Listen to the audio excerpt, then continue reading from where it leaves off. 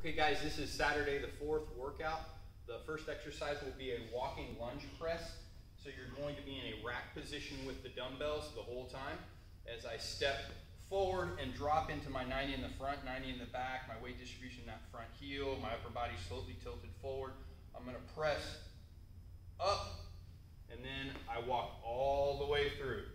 On my press, especially because I'm leaning forward, I want to be able to pull those bells back almost behind my shoulders. So instead of typically if I'm straight up and I'm doing my press, it's at the crown of the head, this one's slightly tilted back behind. So that's our first exercise. So a wide chest press is going to be our second. Again, we'll just consider this to be a bed. Some of you might be able to manipulate a chair also, or if you have a physio ball. Some of y'all definitely may want to invest in a physio ball. It's an easy way to do some of the presses, and it's also so we don't get stuck with limiting our variety to just push-ups too. So I'm on my shoulder blades, on the bed, and I'm in a wide position with a slight supinated, which just means my pinkies are farther away, okay, and I'm in an angled position here. And I'm trying to go wide, so I have a heavier stretch in the chest when I do that, but when I come up, I bring them back in to where the bells are almost over my midline, but I want to keep my angle. I don't want to do a heavy pronated position or allow my elbows to extend out.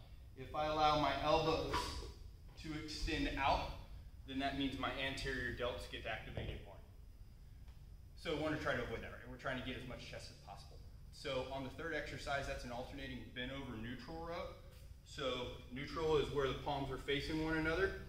We're going to fold over in our position, making sure that we're not relaxing our back. Chest is forward, shoulder blades are back. I'm in a neutral position. I row for one to mid-rib, match up, row the other. Match, row the other, making sure that I'm not ratcheting my body up. What I do like about that one is because you have to stay in that static position, it actually does work a lot of erector spinae to be able to hold that position. Oops. And so you've got more of a muscle tension going on through your erector spinae with that one. So next exercise are wall sits. Now on the wall sits, your goal is to have your shins perpendicular to the ground and your thighs parallel with the ground. So as I sit,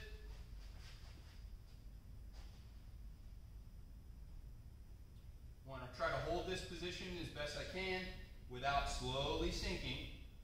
If you want weight, remember not to let the weight drop down on top of your knees because you've got all that bone structure. You actually want it either mid-thigh or you want it a little bit closer to the hips. So that's your wall sit. And then your ab mat side crunch. So again, if you don't have an ab mat, which is fine, you can take a towel or you can take a yoga mat and you'll set it underneath your lower lumbar. And then as you set up as it's curved in your lower lumbar, I'm going to come up and I'm going to do a side tilt. Okay? I'm also trying to contract that muscle on my own, obviously not just letting the movement do it for me, and I'm trying to relax my quads and my hip flexors as much as I can so they're not actually activating as my rectus abdominis or my obliques start to contract. And it's not a very big motion, it's a small motion. I come up, and I'm not just trying to contract here, I should feel the sides of my rib cage contract. And that's your goal. Now, on our Metcon today, it's a single leg squat thrust. So that just means I float, plant, and come up. When I plant, I do still want to stay in that high plank position, and then up. On that particular one, obviously I'll set your volume or time-wise for your AMRAP of 30 seconds for each side. So hope y'all enjoy that one. I will bring back Mondays. Thanks.